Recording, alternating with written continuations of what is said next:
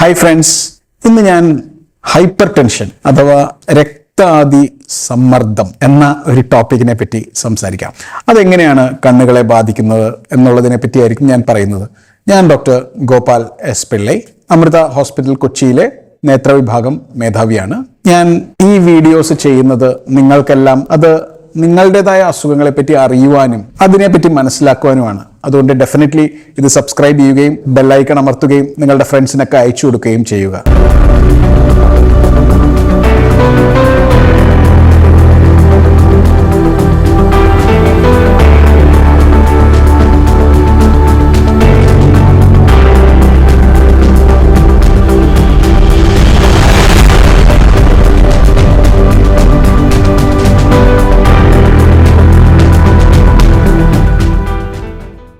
Blood pressure എടുക്കുക എന്നുള്ളത് ഈ MBBSന്റെ തന്നെ ഏറ്റവും ആദ്യം പഠിക്കുന്ന ചില കാര്യങ്ങളിൽ ഒന്നാണ്. MBBSന് ജോയിൻ ചെയ്യുമ്പോൾ, അല്ലെങ്കിൽ ഈവൻ BDSന് ജോയിൻ ചെയ്യുമ്പോൾ, അല്ലെങ്കിൽ നഴ്സിംഗിന് ജോയിൻ ചെയ്യുമ്പോൾ, അല്ലെങ്കിൽ എന്ത് അലൈഡ് സ്പെഷ്യാലിറ്റിക്ക് ജോയിൻ ചെയ്യുമ്പോഴും BP എടുക്കാൻ പഠിക്കുക എന്നുള്ളതൊരു ഏറ്റവും ആദ്യം തന്നെ ചെയ്യുന്ന ഒരു കാര്യമാണ്. ആ ബ്ലഡ് പ്രഷർ കൂടുന്നതിനാണ് ഹൈപ്പർ ടെൻഷൻ എന്ന് പറയുന്നത്.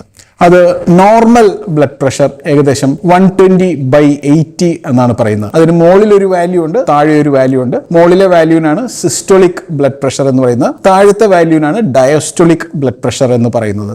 അപ്പോൾ ഈ ബ്ലഡ് പ്രഷർ കൂടുന്നത് ആണ് നമുക്ക് പ്രോബ്ലം.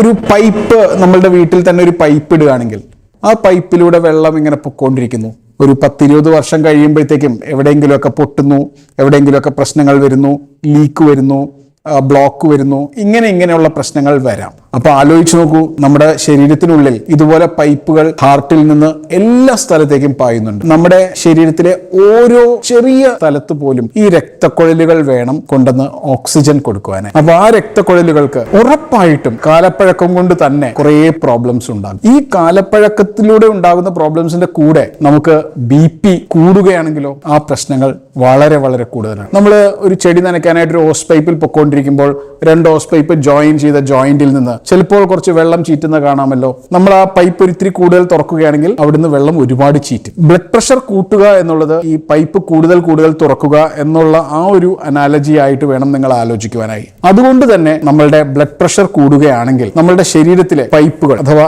രക്തക്കുഴലുകൾ ഒരുപാട് ഡാമേജ് സംഭവിക്കും. ബ്ലഡ് പ്രഷർ കൂടാനുള്ള പ്രധാനപ്പെട്ട കാരണങ്ങൾ എന്തൊക്കെയാണ്? ഏറ്റവും കോമൺ ആയിട്ടുള്ള എസെൻഷ്യൽ ഹൈപ്പർ ടെൻഷൻ എന്ന് പറയും. അതായത് വേറെ കാരണങ്ങളൊന്നും കൂടാതെ തന്നെ ബ്ലഡ് പ്രഷർ കൂടുന്നു.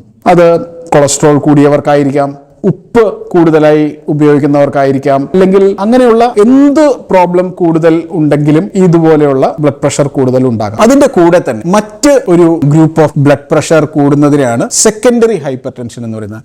ഹാർട്ടിലെ കുഴപ്പങ്ങൾ കാരണം, അല്ലെങ്കിൽ രക്തക്കുഴലുകളിലെ കുഴപ്പം കാരണം, അല്ലെങ്കിൽ കിഡ്നിയിലെ കുഴപ്പങ്ങൾ കാരണം, അല്ലെങ്കിൽ അങ്ങനെയുള്ള എൻഡോക്രൈൻ ആയിട്ടുള്ള കുഴപ്പങ്ങളെല്ലാം കാരണം, അതായത് മറ്റൊരു കാരണം കൊണ്ട് ബ്ലഡ് പ്രഷർ ഒരുപാട് കൂടുകയാണെങ്കിൽ അതിന് സെക്കൻഡറി ഹൈപ്പർ ടെൻഷൻ എന്ന് പറയും. പെട്ടെന്ന് തന്നെ ബ്ലഡ് പ്രഷർ ഈ 120/80 എന്ന് ഞാൻ നോർമൽ പറഞ്ഞല്ലോ, അതിൽ നിന്ന് ഒരു 240/120 അല്ലെങ്കിൽ 280/130 എന്നുള്ള ലെവലിലേക്ക് പൊങ്ങുകയാണെങ്കിൽ അതിന് പെട്ടെന്ന് ഒരുപാട് ചേഞ്ചസ് ചിലപ്പോൾ ബ്രെയിനിലുമൊക്കെ സംഭവിക്കാം. അതിനാണ് മലിഗ്നന്റ് ഹൈപ്പർ ടെൻഷൻ എന്ന് പറയുന്നത്. അപ്പോ ഒരു പ്രൈമറി അല്ലെങ്കിൽ എസെൻഷ്യൽ ഹൈപ്പർ ടെൻഷൻ ഉണ്ട്, സെക്കൻഡറി ഹൈപ്പർ ടെൻഷൻ ഉണ്ട്, മലിഗ്നന്റ് ഹൈപ്പർ ടെൻഷൻ ഉണ്ട്. ഇതെല്ലാം നമ്മളുടെ ചുറ്റുമുള്ള ആളുകളിലെല്ലാം കാണാം. കാരണം ഞങ്ങളൊരു ഡിപ്പാർട്ട്മെന്റ് ഓഫ് ബയോടെക്നോളജിയുമായി അനുബന്ധിച്ച് ഏകദേശം 5000 രോഗികളിൽ ഒരു പഠനം നടത്തി. കണ്ണിന്റെ റെറ്റിനയുടെ അസുഖങ്ങൾ ഉള്ള ആളുകളുടെ ഒരു പഠനം നടത്തിയതിൽ 60% ആളുകൾക്ക് ബ്ലഡ് പ്രഷർ ഉണ്ട്. ഇപ്പം നമ്മളുടെ കമ്മ്യൂണിറ്റിയിൽ തന്നെ നോക്കുകയാണെങ്കിൽ ഒരു 30-40% ആൾക്കാർക്ക് ഹൈപ്പർ ടെൻഷൻ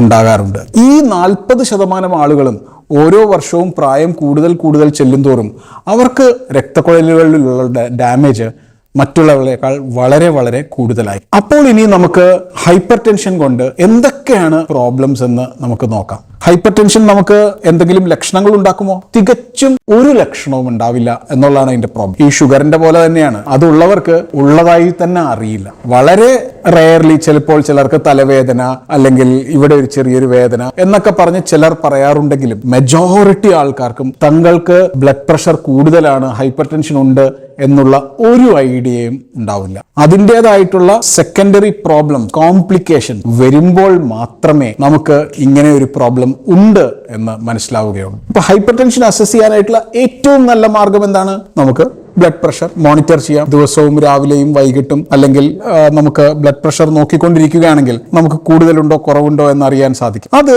വളരെ ഫ്ലക്ച്വേറ്റിംഗ് ആയിട്ടുള്ള ഒരു കാര്യമാണ്. അതായത് നമ്മളൊരു സിനിമ കാണുകയാണ്, ആ സിനിമയിൽ വളരെ സസ്പെൻസ് ഉള്ള ഒരുപാട് രംഗങ്ങൾ വരികയാണ്, നമ്മളുടെ ബ്ലഡ് പ്രഷർ ചിലപ്പോൾ ഒരുപാട് കൂടും. ഒരാൾ ക്രിക്കറ്റ് മാച്ച് കാണുകയാണ്, അവസാനത്തെ 6 ബോളിൽ 8 റൺ വേണം ജയിക്കാൻ, അങ്ങനെയുള്ളൊരു സിറ്റുവേഷനിൽ വരികയാണ്, അവരുടെ ബ്ലഡ് പ്രഷർ വളരെയധികം കൂടും. ഇപ്പൊ നമ്മളുടെ ദൈനംദിന പ്രവർത്തനങ്ങളിൽ തന്നെ ഇപ്പൊ നമ്മളൊരു 2 ഫ്ലൈറ്റ് സ്റ്റേഴ്സ് കയറി കോണി കയറി മുകളിലേക്ക് എത്തിയെന്ന് വിചാരിച്ചു, അപ്പോൾ നമ്മളുടെ ബ്ലഡ് പ്രഷർ കൂടും. അപ്പോൾ ഒരു ദിവസം തന്നെ നമ്മളുടെ ബ്ലഡ് പ്രഷർ കൂടിയും കുറഞ്ഞും നിൽക്കും. അപ്പൊ നമുക്ക് ഒരു ലോങ് ടേം ബേസിസിൽ ബ്ലഡ് പ്രഷർ രക്തക്കുഴലുകളെ എത്രത്തോളം ബാധിച്ചിട്ടുണ്ടെന്ന് എങ്ങനെ മനസ്സിലാക്കാൻ സാധിക്കും? അതിന് നമുക്ക് കണ്ണുകളുടെ എക്സാമിനേഷൻ കൊണ്ട് പറ്റും. കണ്ണുകളിലാണ് നമുക്ക് ആകെപ്പാടെ നമ്മുടെ ശരീരത്തിലെ രക്തക്കുഴലുകൾ വെറുതെ തന്നെ കാണാൻ സാധിക്കും. ആ രക്തക്കുഴലുകളിൽ ഹൈപ്പർ ടെൻഷൻ ഉള്ളവർ grade 1 hypertensive retinopathy, grade 2, grade 3, grade 4 എന്ന 4 ക്ലാസിഫിക്കേഷൻ സിസ്റ്റത്തിൽ നമുക്ക്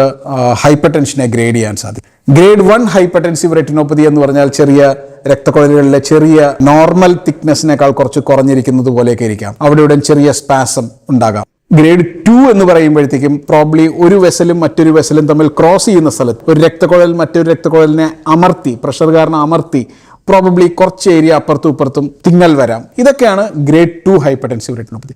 ഗ്രേഡ് 3 ആവുമ്പോഴേക്കും റെറ്റിനയ്ക്കുള്ളിൽ തന്നെ ചില ചേഞ്ചസ് വരും, സോഫ്റ്റ് എക്സുഡേറ്റ്സ്, ഹെമറേജസ് എന്നിങ്ങനെയുള്ള ചില ചേഞ്ചസ് വരും. ഗ്രേഡ് 4 ഹൈപ്പർടെൻസീവ് റെറ്റിനോപ്പതി എന്ന് പറഞ്ഞാൽ നമുക്ക് ഒപ്റ്റിക് നെർവ്, അത് കണ്ണും ബ്രെയിനും തമ്മിൽ കണക്ട് ചെയ്യുന്ന ഒപ്റ്റിക് നെർവ് സ്വെല്ലിംഗ് വന്ന് വീർത്തിരിക്കുന്നതായിട്ട് കാണാം. ഇതൊക്കെയാണ് നമുക്ക് ഹൈപ്പർ ടെൻഷൻ എത്രത്തോളം നമ്മളുടെ രക്തക്കുഴലുകളെ ബാധിച്ചിട്ടുണ്ട് എന്നറിയുവാനുള്ള മാർഗങ്ങൾ. ഒരു കാര്യവും കൂടെ ഞാൻ പറഞ്ഞു, ഹൈപ്പർ ടെൻഷന് സാധാരണഗതിയിൽ യാതൊരു രീതിയിലുള്ള ലക്ഷണങ്ങളും ഉണ്ടാവുകയില്ല എന്ന് പറയും. ശരിയാണ്, ചിലർക്ക് ചിലപ്പോൾ തലവേദന അല്ലെങ്കിൽ മോഹാത്സ്യം അങ്ങനെയുള്ള ചിലപ്പോൾ വളരെ റയർലി ഉണ്ടാകാം, പക്ഷേ അതർവൈസ് സാധാരണ ലക്ഷണങ്ങളൊന്നുമില്ല. പക്ഷേ നമുക്കറിയേണ്ടത് ഹാർട്ട് അറ്റാക്ക് ആയിക്കോട്ടെ, സ്ട്രോക്ക് ആയിക്കോട്ടെ, കിഡ്നിയുടെ പ്രവർത്തനം ക്ഷമത മാറുകയും അത് ഡാമേജ് ആവുകയും ചെയ്യുന്ന ആയിക്കോട്ടെ, ഇങ്ങനെയുള്ള നമ്മുടെ ശരീരത്തിലുള്ള ഒരുപാട് പ്രോബ്ലംസിന്റെ വില്ലൻ ഈ ബ്ലഡ് പ്രഷർ കൂടുന്നതാണ്. കണ്ണിലാണെങ്കിലും നമ്മളുടെ രക്തക്കുഴലുകൾ പെട്ടെന്ന് ബ്ലോക്ക് ആയി പോകുവാനും പെട്ടെന്ന് കാഴ്ച കുറയ്ക്കുവാനും ഈ ഹൈപ്പർ ടെൻഷൻ കൊണ്ട് സാധിക്കും. ഹൈപ്പർ ടെൻഷൻ നമ്മളുടെ രക്തക്കുഴലുകളെ എത്ര കണ്ട് ബാധിച്ചിട്ടുണ്ട് എന്ന് നമുക്ക് എളുപ്പം മനസ്സിലാക്കാൻ സാധിക്കും. ഹൈപ്പർ ടെൻഷൻ രക്തക്കുഴലുകളെ കൂടുതലായി ബാധിച്ചിട്ടുണ്ടെങ്കിൽ നമുക്ക് ബ്ലഡ് പ്രഷർ നന്നായിട്ട് കുറയ്ക്കണം. അതിൻ്റെ കൂടെ തന്നെ ഉപ്പ് അഥവാ അച്ചാർ, പപ്പടം മുതലായ ഉപ്പുള്ള കാര്യങ്ങളെല്ലാം ഒഴിവാക്കുക, ഗുളികകൾ കറക്റ്റായിട്ട് കഴിച്ച് പ്രഷർ കുറയ്ക്കുക, കൊഴുപ്പുള്ള സാധനങ്ങൾ ഒരുപാട് കുറയ്ക്കുക. ഇങ്ങനെയുള്ള കാര്യങ്ങളെല്ലാം ചെയ്താൽ ഒരു പരിധിവരെ ഹാർട്ട് അറ്റാക്ക്, സ്ട്രോക്ക്, കിഡ്നിയുടെ സുഖങ്ങൾ മുതലായവ നമുക്ക് വരാതെ നോക്കാൻ സാധിക്കും. ബ്ലഡ് പ്രഷർ നമ്മളുടെ കണ്ണുകളെ അത്രയ്ക്ക് ബാധിച്ചിട്ടില്ലെങ്കിൽ അതിന്റെ അർത്ഥം നമുക്കൊരു ലോങ് ടേം ഹൈപ്പർ ടെൻസീവ് പ്രോബ്ലം ഇല്ല എന്നുള്ളതാണ്. അതുകൊണ്ട് തന്നെ നമുക്ക് നമ്മളുടെ ഇപ്പോഴത്തെ ജീവിതശൈലി അനുസരിച്ച് മുന്നോട്ട് പോയാലും വലിയ കുഴപ്പങ്ങൾ ഉണ്ടാവുകയില്ല. അപ്പോൾ ഒരു കാര്യം നമുക്ക് ശ്രദ്ധിക്കേണ്ടത്, ബ്ലഡ് പ്രഷർ നോക്കേണ്ടത് വളരെ ആവശ്യമാണ്. ആദ്യം ഒരു 10-30 വയസ്സിൽ നോക്കുകയാണെങ്കിൽ തന്നെ കൂടുതലുണ്ടെങ്കിൽ നമ്മൾ ഇടയ്ക്കിടയ്ക്ക് നോക്കി കൂടുതലുണ്ട് എന്ന് ഉറപ്പുവരുത്തണം. അങ്ങനെ കൂടുതലുണ്ടെങ്കിൽ അതിൻ്റെ ചികിത്സ എടുക്കുകയാണ് വേണ്ടത്.